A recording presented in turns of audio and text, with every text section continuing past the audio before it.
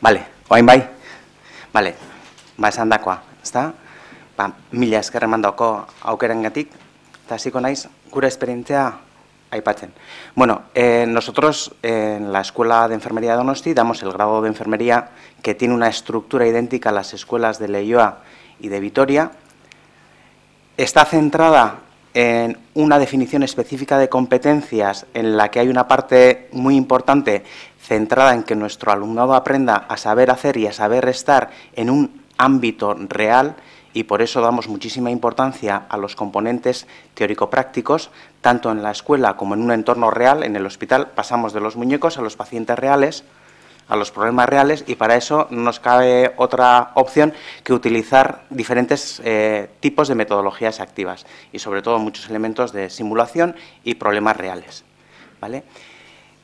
Como solemos decir en las ferias o en las presentaciones de la escuela, los estudios de enfermería realmente tienen una dificultad media en nuestro caso, pero exigen una altísima dedicación, porque es imprescindible para adquirir competencias y desarrollar habilidades, dedicar tiempo. Son cuestiones que el alumnado tiene que desarrollar directamente, y en muchas ocasiones los elementos técnicos necesarios únicamente están en la escuela.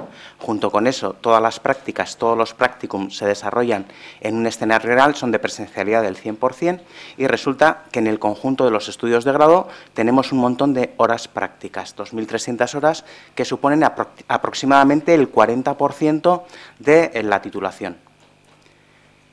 Con este panorama, ¿dónde estamos a la hora de entrar en la universidad? Pues si hacemos un ranking según la nota media de acceso, nosotros estamos en la 8ª posición. Es decir, nuestro último alumno, si vemos aquí, este último año ha entrado con 9,8 sobre 14. Es decir, estamos en la parte altísima del ranking. ¿Qué nos indica todo esto? Bueno, pues que nuestros alumnos son alumnos que vienen a hacer enfermería porque quieren hacer enfermería, están altamente motivados y normalmente son buenos estudiantes. Ese es el perfil general que tenemos y que nos marca para lo bueno y para lo malo. Por eso, en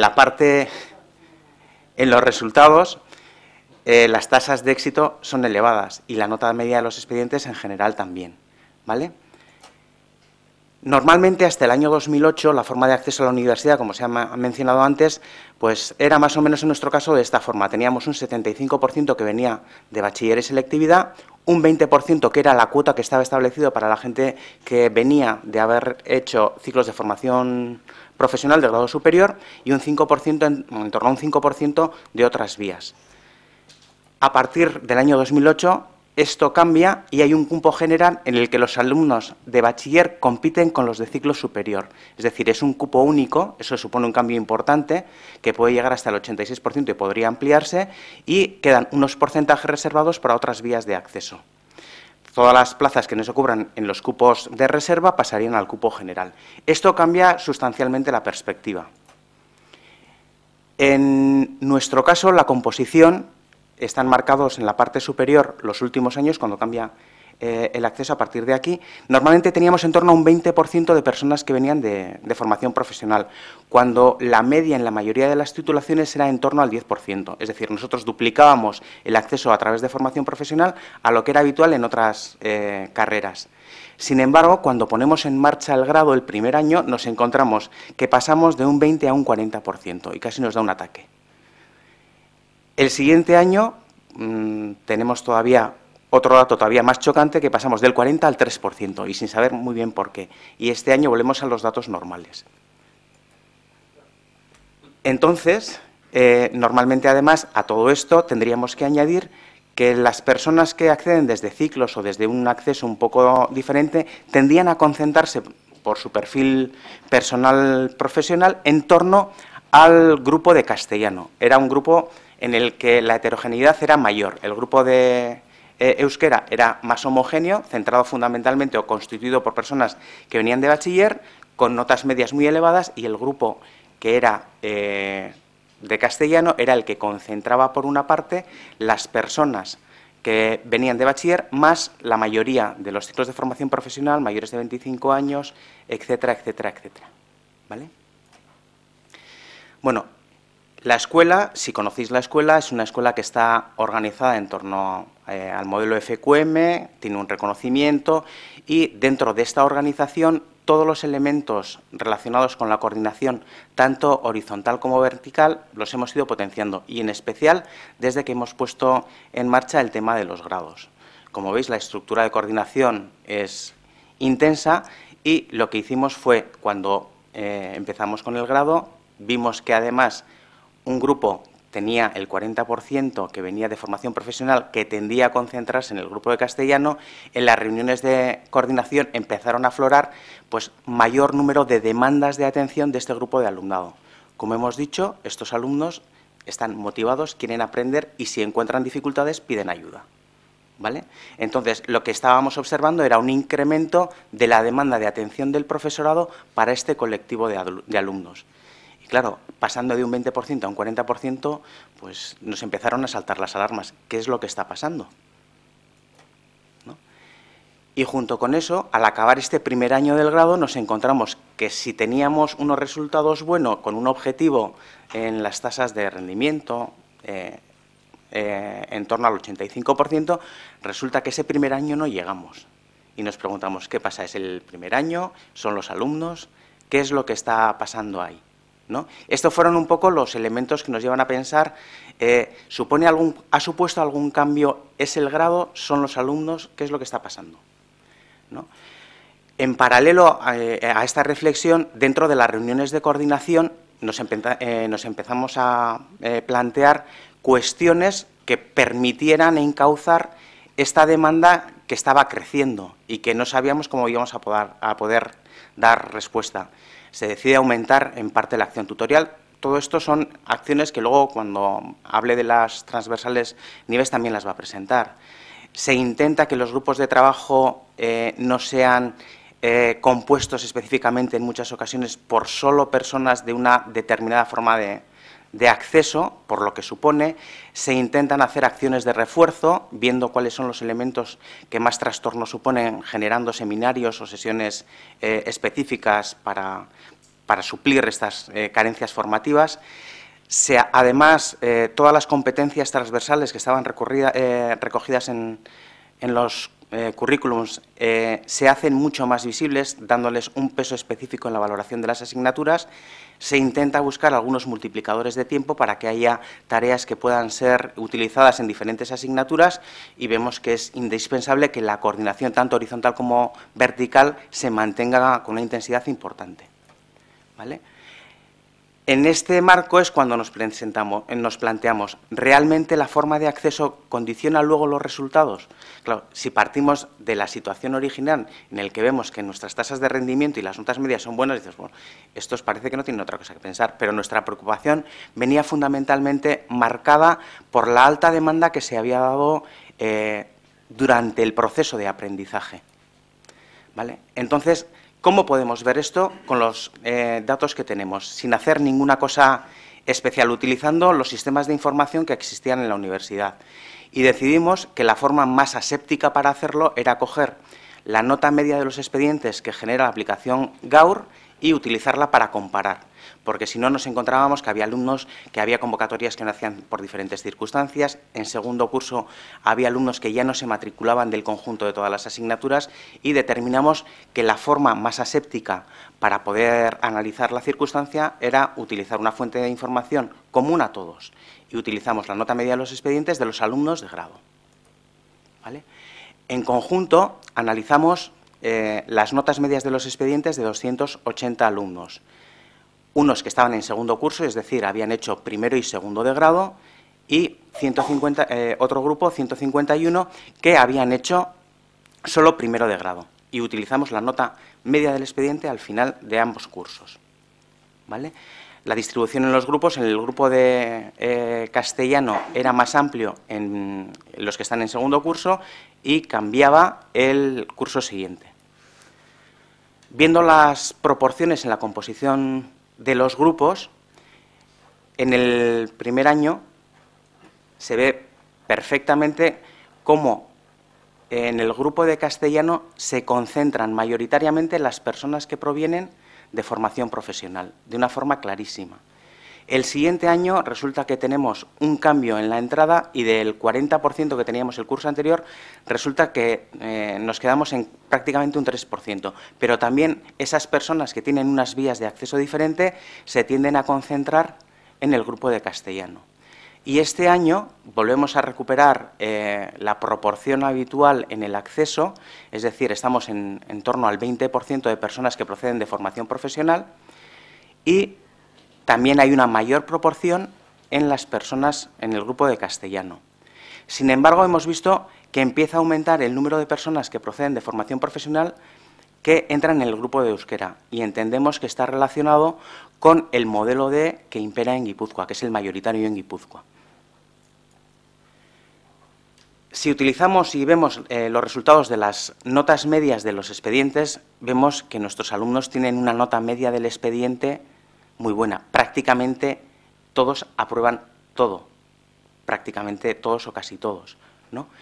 Y la nota media del expediente es bastante similar, la dispersión es pequeña y hay pequeñas diferencias entre bachiller, formación profesional y otros.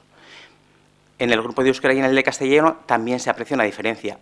Entonces, parece que existe una diferencia en los resultados dependiendo de la vía de acceso, ¿no? Entonces, hicimos un análisis de los datos que teníamos con un nivel de confianza del 95%, analizándolo en general, por cursos, por grupos y utilizando una clasificación de la vía de acceso en 3 grupos, bachiller, formación profesional y congregando al resto en un tercer grupo. Ahí estarían los mayores de 25 años, los de 45, los de acceso por experiencia laboral, etcétera, etcétera. ¿Vale? Entonces, en ese análisis general, si cogemos todos los datos y analizamos todos los datos de primero y segundo en conjunto, vemos que existe diferencia significativa en los resultados, en la nota media de los expedientes de los alumnados, dependiendo de su forma de acceso. Si lo hacemos por los grupos de idioma de euskera y castellano, también observamos que existe diferencia significativa. Es decir, en estos dos casos podemos decir que hay una diferencia en el resultado según la vía de acceso. Cuando lo hacemos por curso, pues aquí ya nos empezamos a dar con la pared, porque como la diferencia en la composición es totalmente diferente y en uno tenemos un 40% que procede de formación profesional y en el segundo grupo resulta que era el 3%, pues en uno sí vemos que hay diferencia significativa y en el otro no. Si bajamos al análisis por cada uno de los cursos y grupos, es decir, por cada una de las clases que tenemos, no podemos ver ya si existe diferencia o no. Nos planteamos si podría ser porque el número de casos que tenemos en algunos de los grupos es muy pequeño o no.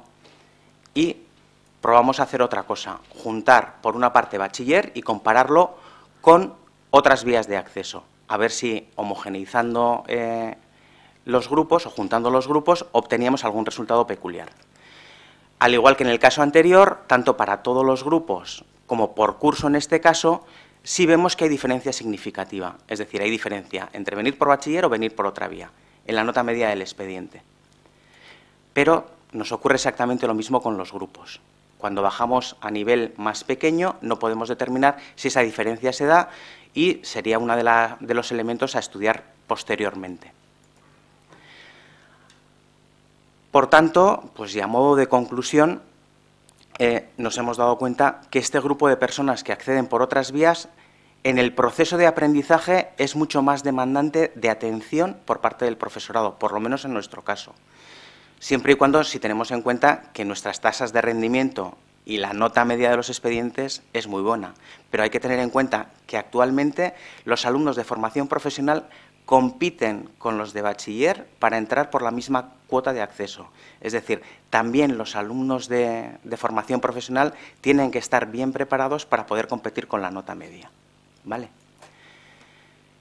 Sí vemos que hay una diferencia significativa en los resultados de aprendizaje, pero lo que vemos es que tenemos una serie de datos un poco corta y que sería necesario continuar para ver y analizar si luego a nivel de grupo se da alguna variación, el propio grupo compensa o marca la tendencia en lo que está ocurriendo o hay que introducir nuevas medidas de compensación. ¿Vale? Las medidas que empezamos a arbitrar mientras estábamos haciendo esta coordinación y empezamos a trabajar con este estudio, hemos visto que de primer a segundo curso parece que han tenido algún efecto.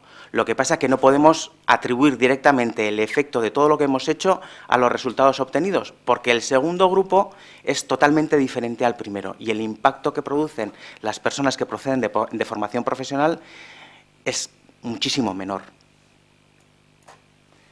Y por último, pues bueno, entendemos que deberíamos continuar con este análisis, que necesitamos ver qué es lo que está pasando para ver si tenemos que habilitar algunas medidas diferentes y, de paso, comprobar si al final del ciclo hemos conseguido equilibrar ese déficit inicial. Junto con esto, todo esto nos ha llevado a pensar también que realmente nuestros caladeros para captar alumnado están cambiando y también deberíamos cambiar nuestras estrategias de captación. Y, en principio, esto sería todo. Creo que me he ceñido al tiempo y no hace falta sacarme tarjetas, ¿no? Vale.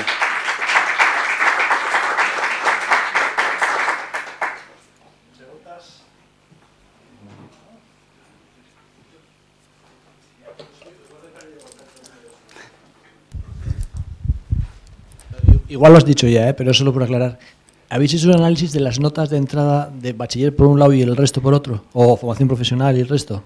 No hemos hecho un análisis, hemos visto que habéis hecho aquí en informática y nos ha parecido muy interesante la correlación que habéis hecho entre la nota media y la nota media o el número de asignaturas, y había una correlación lineal casi perfecta. En nuestro caso no hemos partido de ese análisis, simplemente hemos visto las vías de acceso. La variable discriminante, bueno, era una variable cualitativa, habíamos clasificado según la vía de acceso y hemos utilizado como variable dependiente la nota media de los expedientes. Pero quizá, visto lo visto, pues a lo mejor también probamos esa vía. Vale, vale. ¿Sí?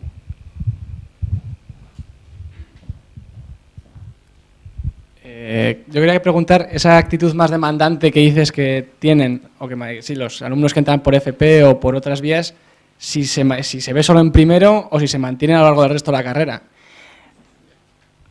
Bueno, en principio, cuando hemos realizado el estudio, solo habíamos tenido 2 años de grado. Estamos en el tercer año de grado. Sí estamos viendo que esa tendencia se mantiene, pero es que hay un elemento de distorsión muy gordo, y es que el segundo año de grado, que es el que aparece aquí como primero, resulta que el porcentaje de alumnos era del 3%, con lo cual la demanda, en cierto modo, baja. No sabemos, o sea, sí hay demanda, sí vemos que es un grupo que demanda más que otros, que exige más atención, pero hay otros elementos de compensación que hemos ido introduciendo y no sabemos hasta qué punto influyen o no. Sí tenemos la percepción, no hemos hecho un cómputo real, pero en las reuniones de coordinación ha salido que es un grupo más demandante de atención en general en todas las asignaturas, pero por el interés del alumnado en aprender, y que si tiene alguna dificultad necesita compensar aquello que no controla, en lo que tiene problemas. Luego hay una...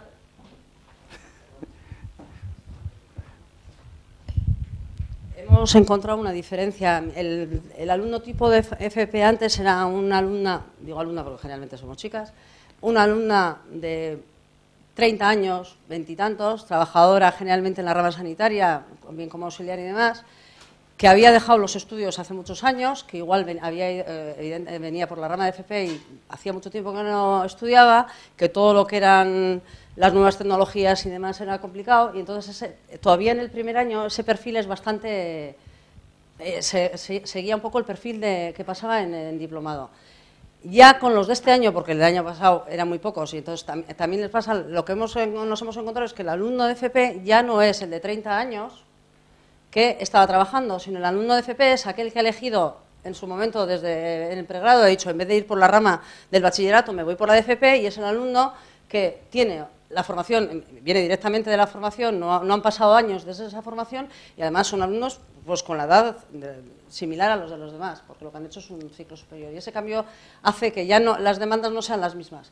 El primero era muy demandante todo lo que eran nuevas tecnologías, todo lo que eran programas informáticos, un montón de cosas, y los de ahora esa demanda no la hacen tanto.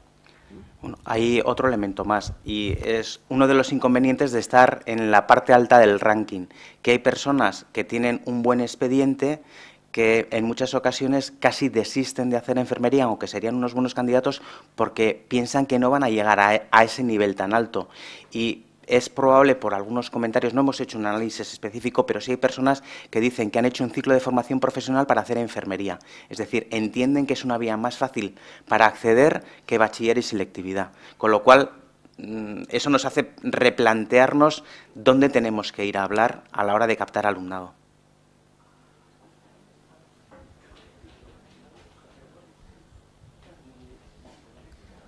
Dos preguntas. La primera, cuando dices captar alumnado, pero si ya tenéis muy buen alumnado, no sé por qué queréis captar más. Y has hecho un comentario sobre que os planteasteis en algún momento el refuerzo formativo. No sé si lo llevasteis a cabo y haciendo que planificación extra o de horas. Sí, pues en ocasiones. ¿Fuera de horario organizasteis nuevas? Sí, organizamos igual seminarios extra. Mi asignatura es Sistemas de Información y Análisis de Datos. En mi asignatura hacen, tanto el grupo de castellano como en el de euskera, búsquedas bibliográficas y luego estadística utilizando aplicaciones informáticas. Pues viendo las deficiencias que se daban en algunos casos, pues hacemos seminarios extra. Pero también se han hecho en otras asignaturas, en comunicación y relación. O sea, dependiendo qué es lo que hayamos visto o hayamos detectado, sí hemos planteado y hemos hecho sesiones extra.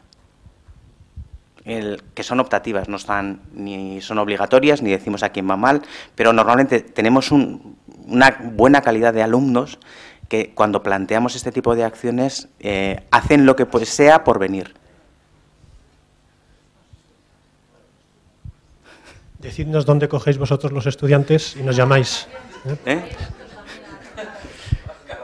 Hombre, los que no queráis ya les cogemos nosotros. Es cierto que las ciencias de la salud están en boga, tienen buena prensa, tienen bastante buena salida en el mercado laboral pese a la crisis y es un elemento muy atractivo. Pero eso no quita para que la oferta aumente y si aumenta la oferta, pues nuestra demanda baja y tenemos que cuidarla.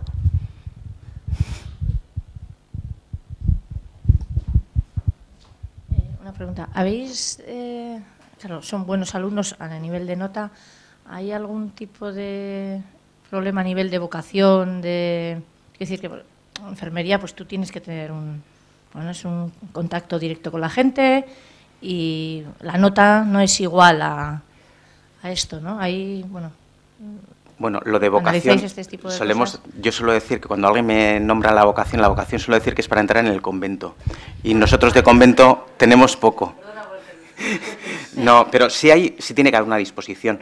Nos hemos encontrado en algún caso, pues un caso que conozco personalmente, una alumna que había hecho informática, que está trabajando de informática con plaza en propiedad en una administración pública, que se pidió una excedencia para hacer enfermería porque era la ilusión de su vida, lo que quería hacer de per se.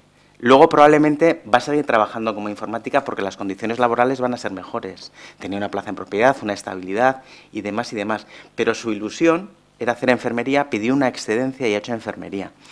Sí tiene que haber una necesidad o un sentimiento de que te gustan ese tipo de cosas, la relación con las personas y demás.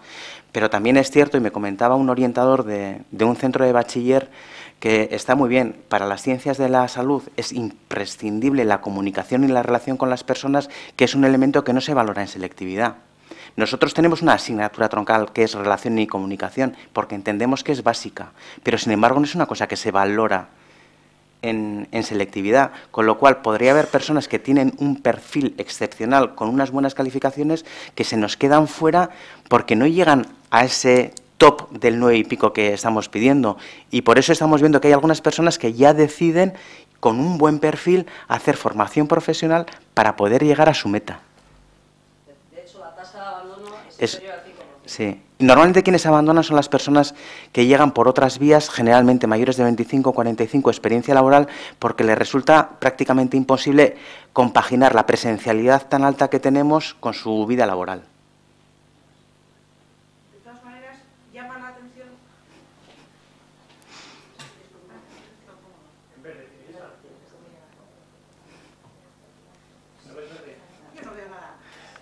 Piensa en verde. Qué ricasco. Que me parece complicado, que habéis dicho que antes los que entraban por formación profesional o por bachillerato iban por dos vías diferentes, bueno, por dos Tenían dos cupos. Y ahora van en el mismo... Sí. Pero, ¿y la nota? No, La no forma es de cálculo de la nota es diferente. Por eso, Sí, y entonces hay un mecanismo llamativo. Sí, hay un mecanismo de compensación, pero también los alumnos de FP hacen las pruebas de mejora de selectividad. O sea, compiten en igualdad de condiciones y esa competición hace que se tengan que poner las pilas. No es que entro directamente como era antes. Con lo cual, el perfil del alumnado que viene de formación profesional está prácticamente vinculado al hábito de estudiar y además se ha preparado para selectividad, porque si no, no entra. Y empieza a entrar en el grupo de euskera. Sí, por ese cambio social que estamos viendo.